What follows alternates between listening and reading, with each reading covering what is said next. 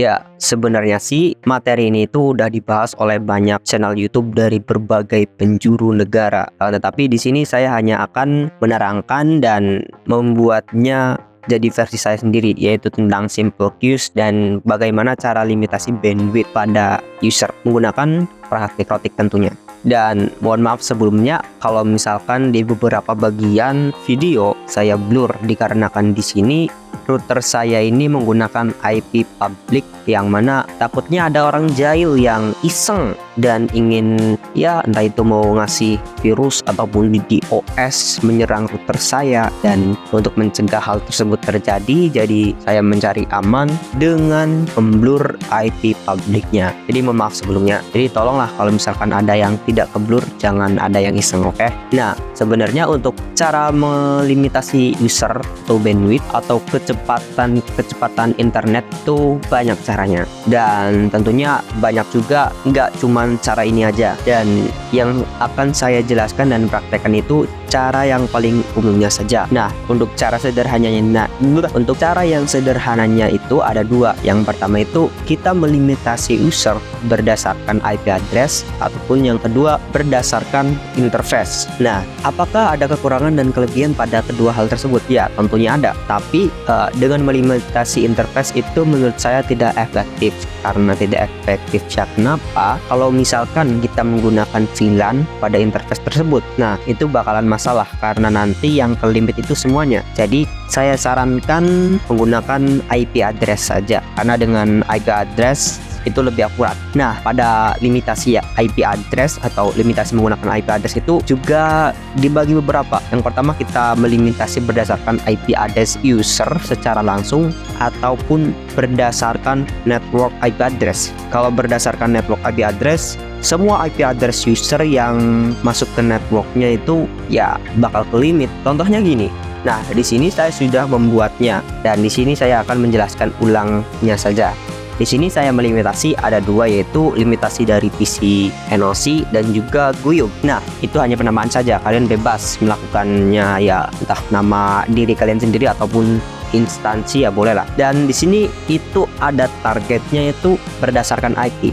Nah, yang di atas itu berdasarkan IP user, yang pada PC NOC itu berdasarkan IP user, sedangkan pada Guyub itu berdasarkan network atau pool. Di situ juga tertera, di situ ada uploadnya maxnya berapa dan downloadnya berapa. Nah, kalau limitasi seperti ini namanya itu masuknya ke dedicated. Biasanya kalau misalkan kita penggunaannya itu untuk internet service provider atau biasa digunakan oleh ISP itu bukan dedicated, tapi up to untuk ke pelanggan rumahan. Kayak misalkan up to 10 Mbps, 15 Mbps, sebenarnya sih bukan berarti 10 Mbps benar-benar 10 MB per second atau per detik, tapi up to bisa saja 7 Mbps, bisa saja 5 Mbps, karena itu bersifat up to. Jadi max limitnya itu 10, akan tetapi bandwidth yang dikirim bisa saja 5, bisa saja 3. Nah, seperti itu.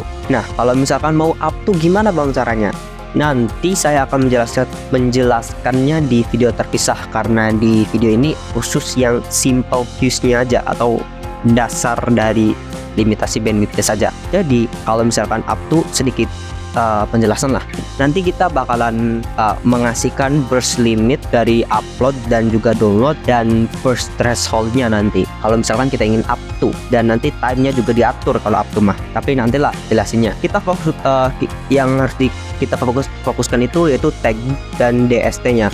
Nah, target itu host yang mau dilimit dan DST address itu limitnya kemana. Jadi kalau misalkan DST-nya kosong, berarti ke semua, entah itu ke Google, ke Facebook, ke lokal, itu bakal dilimitnya semua, ke semua output lah masuknya. Yaitu di sini saya masukkan 30 M untuk Mbps, ataupun kalau misalkan kalian ingin 50 ataupun 3, terserah kalian. Tapi di sini saya contohkan 30, dan nanti saya buktikan secara langsung. Akan tetapi ini itu berdasarkan network atau interface-nya, yaitu dengan range the prefix 24. Dan untuk limitasi yang kedua pada PC NOC, di sini saya melimitnya itu berdasarkan IP user, yang mana IP-nya itu bisa static ataupun dari DHCP yang menggunakan static leases juga. Kalau misalkan kalian pengen tahu IP-nya yang menggunakan DHCP, ya tinggal masuk ke IP DHCP server lalu leases. Nah, di sini tertera device atau perangkat mana saja yang terhubung pada DHCP yang kita buat pada Mikrotik. Agar nanti IP-nya tidak berubah-ubah, kita ya buat static di sini. Jadi IP-nya itu tidak berubah-ubah. Kalau berubah kan nanti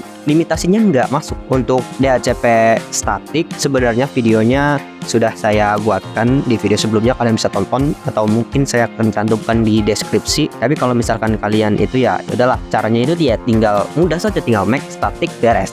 Nanti IP-nya tidak berubah-ubah. Ketika sudah make static ya kita tinggal ambil saja IP-nya lalu masukkan ke limitasi yang tadi. Nah, di sini saya akan pengetesan. Kalau dilihat di sini laptop saya itu menggunakan WiFi dari PC NOC tadi ya, limitasi dari IP tersebut.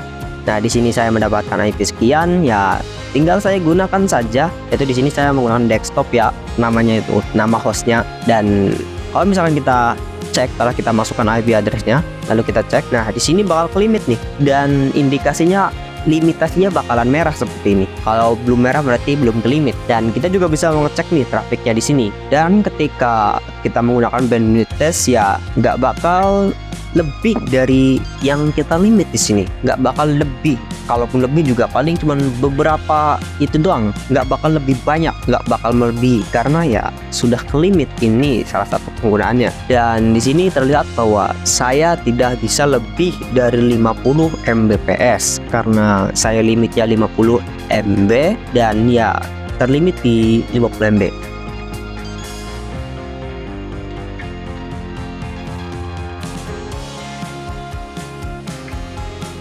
Nah, kalian tidak usah memikirkan parent queues ataupun small default yang ininya lah atau type-nya. Jadi nanti mungkin saya akan menjelaskannya di video terpisah.